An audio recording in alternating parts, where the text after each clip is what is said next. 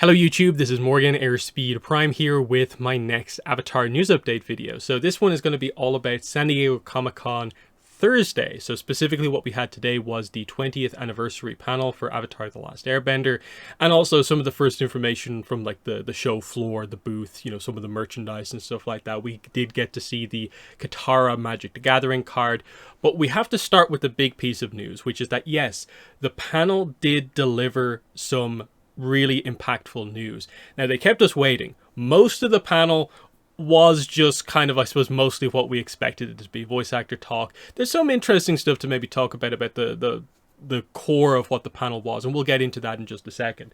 But right at the end, they did actually talk about both Avatar Studios projects.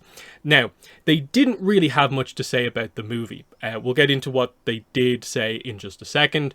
But where they actually delivered news was about Seven Havens. So Avatar Seven Havens, the next series that's coming out, it's Project 2. No release date given. As far as we're aware, it is going to come out at some point in 2027. Toy World magazine said 2027 for this, and that makes sense. If the Aang movie is coming out in October 2026, of course this one at earliest is coming out a few months later, start of 2027, but it might be middle, it might be late 2027. About all we know is that it's not going to be a super giant gap between the two projects, because the whole point of Avatar Studios is to kind of get the cycle of projects going, basically. So the main news is just that we got our first look at Seven Havens. They gave us this promo image here featuring Pavi, her animal companion cat monkey Geet, G-E-E-T, not sure what the pronunciation on that is, and her mentor Jay, J-A-E. So Pavi, of course, is P-A-V-I. So they did reveal the names of these characters here. Now, I think some of the reports are saying that this place is called like Aurora, but I think using some of the leaked information, I think it's more meant to be Elora, E-L-O-R-A, is the name of this city here, which is one of the Seven Havens, the Seven Haven cities. So Elora. I think that's the idea. Again, we might get clarification on this as more and more information comes out. It's still early enough to where we're mostly going off what people sort of heard in the panel room, and we don't quite know what exactly was said and what wasn't said. But that was kind of most of the information. So let's go through, let's analyze this, and then we'll go back through kind of what did or didn't happen at the panel. So Pavi, of course, here, our new avatar. Very cool. I think the art style looks great. I've seen some people criticize it. I don't really know what they're looking at to get this kind of sense. To me, it is definitely the Avatar art style. It is super clear that it's absolutely the Avatar art style. You can see that there's some sense of evolution, but it is just one promo image. It isn't animation, it isn't in motion, but it's definitely Avatar and looks like Avatar. Obviously, what's actually happening in the image is a little bit different than we expect, because it is this kind of devastated world, post-apocalyptic, because of the story setup and premise for what Seven Havens actually is. But the whole point of it is that it's intriguing, because how did all of this happen? What's going on here? This city, in the world that we know, where is it actually located? Like, is this place formerly known as one of the main cities that we know, but now it's had to be renamed because so much has changed, all this sort of stuff. Some of the colors that she's wearing here is kind of a little bit different than we kind of are used to. Of course, she's going to be an Earth avatar, so we assume this is maybe in or around the Earth Kingdom. Of course, one of the big distinguishing parts of her character design is that she's missing a leg. She has a peg leg here, and then of course for the leaks we know that this is going to be more of a kind of athletic prosthetic kind of that will allow her to be, I guess, more active, which is quite interesting. But I really do like the design, and a younger avatar than we are used to. But then the setup here of that she's kind of traveling with her mentor Jay up here, who as far as we're aware is an airbender. I'm bringing in certain bits of the kind of leaked information in here as well. So the setup here is quite interesting here, is that, like, you know, we have a still young-ish character guiding an even younger character. What's the exact setup for what's happening here that's interesting. But then, yeah, we do have the animal guide, the animal companion here, Jeet, the cat monkey. Such a cool design. I think they got this spot on. I think that they're now 3 for 3 with the animal companions in terms of the new animal designs. Appa, of course, classic. Naga, I think everyone likes Naga, and this is pretty perfect as well. So, and again, it's a useful kind of size of animal as well, where you can definitely tell that like Pavi could ride on and Jeet when required. It's a monkey, so it's going to be super agile anyway, and it's a big cat. That's just going to work well. People are immediately going to want plushes and merchandise of this character, so very, very cool there. And there's also a little bit of a Ravavatu maybe thing going on here with the kind of diamond on the forehead and the kind of contrasting colors of like the dark and then the lighter colors, which is kind of cool. As for the environment, of course, kind of rocky kind of outcrop here. There is some kind of, plant life kind of going on here, which is interesting, but it's kind of quite unique and odd looking, like there's blues and reds. And then the transparent crystals is quite unique in terms of like, is that a factor of like what quote unquote destroyed the world in the first place? Or is this like a new substance? Yeah. Is it like a, and then because like we're quite spirity here with the spirit lights in the sky, what's going on there? Is this a spirit material of some sort? We don't really know. But yeah, unless we're somehow in the northern or southern water tribe, the fact that the kind of aurora is up here, with the spirit lights, that speaks to the fact that something crazy spiritually has happened in the world, that they're effectively maybe all over the entire world. That speaks to a little bit about what kind of has happened. And then otherwise, the most unique thing is just obviously the city, Elora, Aurora, whatever it's going to actually be. It's interesting because you can see there is a sort of like kind of structure to what's going on here. There's definitely these kind of earth platforms that are almost raising the city up on. It definitely comes across as like someone did this in a way to raise the kind of city off the ground. So that's interesting. And then it does look somewhat modern, like a complete contrast to the rest of the landscape, highlighting that, I guess the idea is that, yeah, it is a haven. It's one of the few haven cities in the world. Humans can live here, but you're risking yourself if you go outside. And again, we still know very little about this. Again, it was officially announced back in February to kind of start off the anniversary stuff. So there is stuff that we know about this. 26 episodes. It's going to be split into 2 books, 13 episodes each. They're going for like half-hour episodes, of course. And we do have this description of the cataclysm that happened here. Young Earthbender. She's the new avatar after Korra. But the setup, of course, is what exactly happened at the end of Korra's era. Why is she considered humanity's destroyer, not its savior?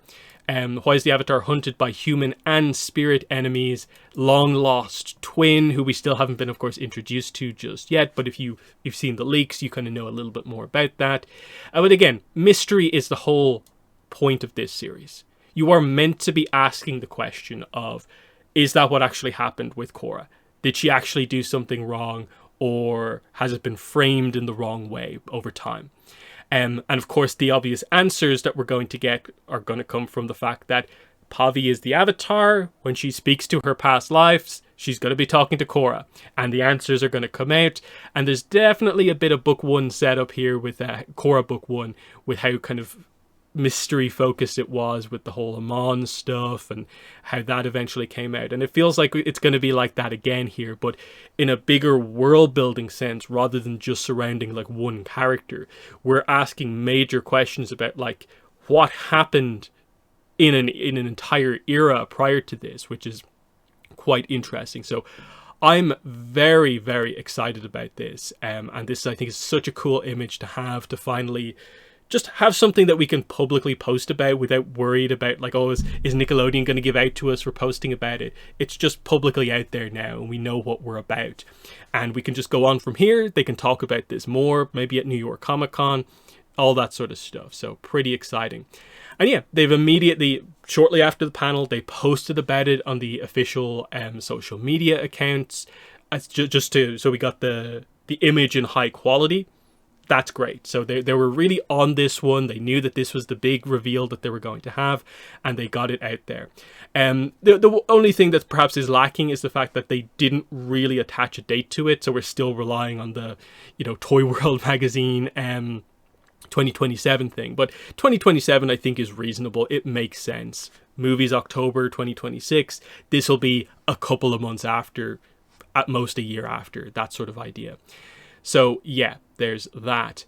When it comes to the movie, they did say this. So you can see here, announced for October 9th, 2026, Legend of Aang: The Last Airbender. We already had this information. They didn't actually say anything new.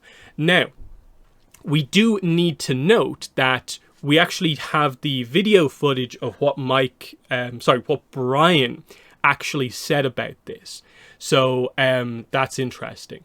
So we can actually listen to the way this was worded, because all the reporting on this was just, it's the information we have already. Whereas what he says is actually interesting when it comes to the idea of they're not as in control of the information around the movie perhaps as they are about the show, simply because it is a movie. And so the first big animated content that we will be releasing, I believe it is October 9th of next year, is our first feature animated film. Crowd reaction. And just that, them talking about the information that's already out there, that's great. That's a step we have not had before. So that's great. But then there's Directed by our good friend Lauren Montgomery, who worked on the original series and was a huge part of The Legend of Korra as well. And Lauren and some other really amazing people, Stevan, Kihan Ryu, just knocking it out of the park. We can't show you anything from this yet, but I can tell you of the footage that has been animated.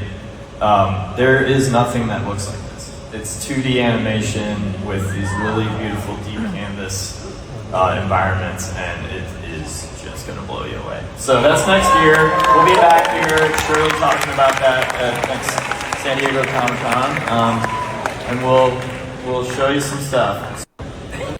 So, straight away, some cool stuff there. Really confident in the visual style of the movie, that it's going to blow people in general away with how it looks.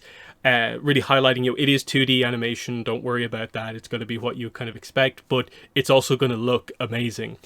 But then they do kind of tease they will be back at San Diego Comic-Con next year. Now, do I think they're going to wait all the way until, Comic-Con next year will be 2.5 months before the movie comes out. I don't think it's going to be a situation where we'll have to wait all the way until that long for them to talk about it at all, to get a proper teaser. I think along the way we will get our first visuals and stuff like that. We'll probably have a trailer heading into Comic-Con next year. It is a full year away.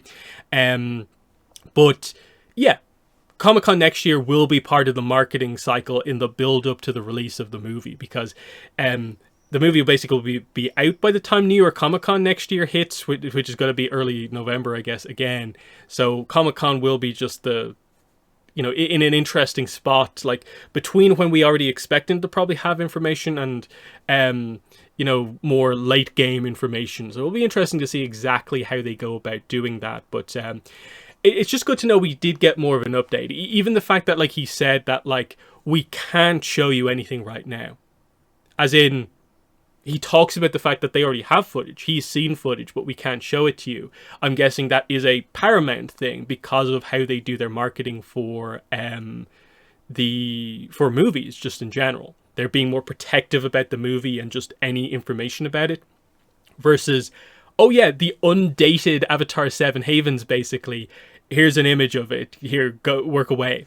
There's a clear difference between them treating how they kind of are allowed to promote and talk about market shows versus movies. And I think that's just a good thing to know as we go forward into more movies and more shows, that they will be more open about the series. But yeah, it just means, I guess, when it comes to actual updates on the movie, it is going to be more at the typical events. So maybe there's a chance at New York Comic Con in October, but we're probably more waiting for CinemaCon next year, early next year, and the conventions to happen, like Annecy. They might actually go there this time, and then Comic-Con next year will be at a better position, but I'm not sure if it's maybe the perfect positioning for information in that regard. But let's actually go through the panel just to kind of highlight, give you more of a sense for what actually happened, because otherwise we're literally just talking about like the final 2-3 minutes of the panel. They did a whole, again, it's a 20th anniversary for Avatar panel, so they did a whole backstory thing with some slides going over the idea. 2002, this is when the idea came about. 2005 is when, it aired. 2008, the finale aired. They talk about the community and how incredible it is, how Comic-Con has always been very important about, them doing big reveals for Avatar. And this gave me a lot of confidence when we did see this come out during the live reporting on the panel, that I think they are actually going to give us something here, because how do you say that and then be like, oh yeah, no news? So I had a bit of confidence after seeing that. Of course, the panelists that they had there, most of the main voice actors, they even had Mae Whitman send in the video, even though she wasn't there in person. They had Mike O'Brien, of course, Jeremy Zuckerman, so cool stuff there. Interestingly, though, it seems like the most of the panel, the main body of the panel from about probably the first 15 minutes until basically right at the end, was table reads of specific episodes of Avatar The Last Airbender, where on the slideshow, I guess, what they were showing was brand new art from Brian Konietzko, basically chibi art from the episodes that he did. So you can see they did Serpent's Pass, of course, and he did a bunch of art for that in kind of chibi form. More on Serpent's Pass, of course, here. Very, very nice. Really cool, and actually a fun way to make what is overall a very typical con thing of when you have voice actors do a table read into something a little bit more impactful by actually having the art to kind of go with it, which is kind of interesting. There was this interesting tidbit in the middle of it that this particular watercolor art style is something Brian is working into what he's working on for Avatar Studios. Now, I do think the context behind this is not that this should be taken with regards to the movie, the Aang movie, or Seven Havens. I do think this is more about the project that Brian is more specifically involved with, which is probably project 3, 4, or 5 at Avatar Studios. One that he's mentioned a few times on podcasts and stuff like that. Something that has a bit more of a unique art style that, this style of kind of watercolor style stuff is going to be going on with it. So that's interesting. And yeah, there's some really cool, crazy stuff here because it is kind of chibified kind of stuff. They didn't mention anything about the chibi miniseries from the press release. I thought because we went in with the idea of they're kind of teasing chibi stuff almost, that this is what they were going to do. Maybe it is related, but they didn't actually make an announcement about this. But you can see they did a couple of episodes going through the series as we went through this. Then they did do a quick update about just some of the other stuff that's going on. So they mentioned the Book 2 vinyl, of course, which is, they say out now because they were selling it at Comic-Con, but it's out tomorrow. Friday the 25th is the official release date for the Book 2 Earth soundtrack on vinyl and digital. We'll talk about this more in a little bit. They mentioned some of the books, so the official Baking book, which is out in a couple of months, the middle grade chapter book, which is Lighted Up, as I posted here, and Beasts of the Four Nations are all books coming out in the next couple of months. They teased the publishing panel for tomorrow. That will be Friday's panel, where we are expecting some publishing news, so that's exciting. And then, yeah, this is what we got in terms of the text report of the Aang stuff. Again, we didn't really hear until afterwards about some of the extra stuff that Brian said about the art style and that we can't really talk about it. Here is of course, just when we thought we weren't getting anything, out of nowhere the image of Seven Havens kind of arrives. And yeah, you can see some of the information that gets confirmed here. The Avatar and her mentor. They said the location's name is Aurora. Elora, I guess it's just a matter of who heard what. The companion's name is Jeet. And then they did confirm, yes, Avatar's name is Pavi, mentor is Jay. So that's cool. And then I just on Twitter here, I have the specific thing from the Toy World magazine where it says 2027, because they didn't give a date here, but we do know 2027 from Toy World magazine. So that's that. Anything else that I need to mention here from what I have? No, that's the official thing there. That's that. Yeah, just separately that, like, I guess they're going to be at Comic-Con next year. If they are waiting for something big, yeah, the idea is that get them into Hall H, which is the big panel room. The one that they could theoretically live stream, maybe if it is something particularly huge, a major showcase for the movie next year.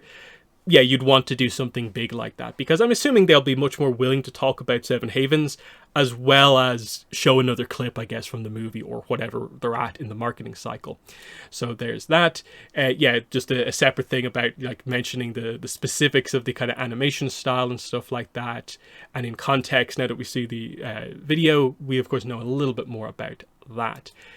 Yeah, anniversary press release, I already went over that. This is a little bit interesting. Just some of the other merchandise and collectibles that were available at Comic-Con for Avatar. I'll just go through this kind of quickly. So I already knew about this one. The Jazz wears a little elemental Aang, the gold version, of course. Some Zen Monkey Studios pins. The Bear Walker skateboard, of course. The Wanted posters available at the booth are really cool. There's also a tea set that's available there. It's kind of cool. Some SpongeBob stuff. There is a little bit of an update on this. The custom t-shirts. Now, the main thing with this, custom t-shirts and tote bags, is that both of them mentioned that you can get Legend of Aang The Last Airbender, so the movie stuff, on it. Someone went there and confirmed that the people there running this thing didn't know anything about it. The tablet that you use to sort of customize your t-shirt doesn't have anything, at least right now, about the movie in it. I think they asked the people there, like, hey, what's the situation there? I'm guessing they showed them, like, the press release that it mentions this. Seems like they were doing a little bit of an investigation to figure out what the situation was, and they're going to try and sort it out. So either there was never actually anything about the movie you can get on a t-shirt, or it kind of got lost in the shuffle and might be added in later. Again, the only thing at this point that's going to be on those t-shirts is the logo. But I do think some people will want the logo, because technically this was the Comic-Con where they kind of publicly talked about it for, like, the first time. So it's kind of notable in that regard. But yeah, it is just like this, I guess, on a t-shirt would be my guess. So yeah, there's that. And then, is there anything else? Yeah, the Magic the Gathering tote bag, you can get the symbol on that. They are selling the vinyl for Book 2 soundtrack, of course, at the con. Out tomorrow. Digital is out tomorrow as well. Some U2's exclusives, some of the cosmetic stuff that was announced a bunch of months ago is also available there. And that's that. Final piece of information is this. So we have the Magic the Gathering promo card that they said there would be, the Katara. So here we have it here. Katara the Fearless. So it's green, white, blue for a 3/3 legendary creature, human warrior ally. If a triggered ability of an ally you control triggers, that ability triggers an additional time. So it plays into the ally mechanic, which Aang is also an ally from the Aang card that we saw previously. Katara is an ally. So I'm guessing at the very least, the Team Avatar members are all going to be allies. And this Katara definitely helps to facilitate that. So the idea is other allies will come in. They will have triggered abilities. If Katara is on the field, she will allow them to go off twice. So if, like, Toph comes onto the field and does something, that happens twice because Katara is there, and it kind of keeps going as you do more and more with allies. And I guess they'll all have effects that do stuff with allies, so Katara might be helped by the other ones, and so on. It's definitely cool. My guess is Katara the Fearless is a card that will be available in the main set. It's just this specific version that is an exclusive as a promo. You'll note here it doesn't have the Avatar set symbol. It says P or M instead of ATLA. So either it's this specific type, or the holo, the stamp, the borderless art, or the specific art. There will be a version of this card that you can get in the main set. It's just something about this will be exclusive in some way. But the actual mechanics of this card are going to be in the set. Because it seems like a quite thematic card for the ally mechanic, I can't see them making it just absolutely exclusive. But still, cool stuff that we have this. And again, we'll have more updates on the Magic the Gathering set on the 12th of August. We're having a whole stream about it where we'll get more card reveals. But to wrap up the video, we'll go back to this, the main event piece of news, Seven Havens. I'm excited for it. I understand why there is some trepidation from Korra fans kind of surrounding this, just because of kind of what it implies about Korra. But I think it's a mystery series. The whole point of it is going to be deconstructing that kind of, you know, initially kind of crazy statement about what theoretically happened. There's going to be so much going on here, and I just think as Avatar fans, it's like, don't ruin this for yourself at this really, really early point when we don't have all of the information. Yes, I understand Korra isn't really getting much stuff at the moment. Hopefully the publishing panel tomorrow is better for Korra in terms of the Korra comic is, I think, the one we all really want them to actually announce, and hopefully that happens. And everything else then is about, like, how will they manage, I suppose, the now gap between Korra and Pavi? Will they handle that better than they handled the gap between Aang and Korra? The movie is only now a thing that's happening. What will they do to kind of account for that and kind of give kind of Korra fans kind of what they want? But I would definitely just kind of make the point. Don't take out frustrations on the new show.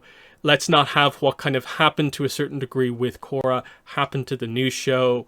Just kind of be better about things as a fandom. Because this should be a super exciting day. The first official image for the new show. Like, there's no need to kind of ruin it for ourselves this early on. It's an exciting time. We didn't quite expect this update, but we have it. Be excited. So yeah, in the comments, let me know what your thoughts were. Of course, on the Seven Havens stuff here, maybe the statement from Brian about the movie, how the overall panel went with regards to like the chibi art and all that sort of stuff, the magic card for Katara. What are your thoughts there? But yeah, I will be back tomorrow. Actually, it won't be tomorrow because the panel is so late in San Diego. It'll be like the early morning next time out, so it'll be the next day. Me covering the panel tomorrow for the publishing, but we'll get through it. So let me know what you think in the comments below. But that's been the video. Thanks for watching, and bye.